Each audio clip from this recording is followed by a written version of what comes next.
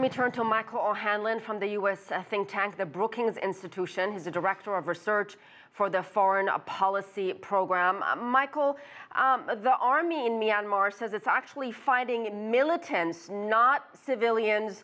Is that a view shared by much of the public? And how do you really verify here who's telling the truth?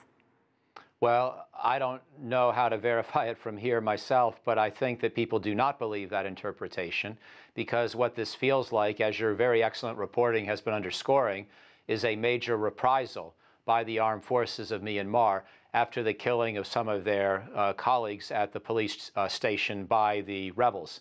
And we all know that rebels tend to intersperse themselves or emanate from a friendly population, or at least a population that is not unfriendly and may allow them some degree of cover. But of course, most of that population in these sort of situations is innocent. So ethnic cleansing is a way to take away the sanctuary and the hiding places for the rebels.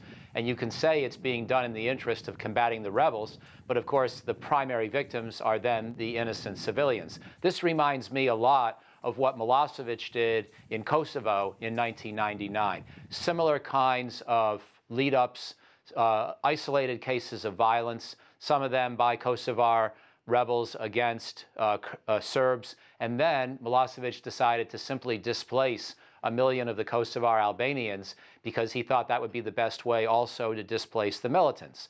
Luckily, he didn't kill most of them, and luckily the Rohingya Muslims are not being killed in general in this ethnic cleansing, but it looks very much to me like what Milosevic did then in Serbia and Kosovo. The UN Human Rights Agency says, more than 1 million Rohingyas have really suffered years of systematic discrimination in the Rakhine state.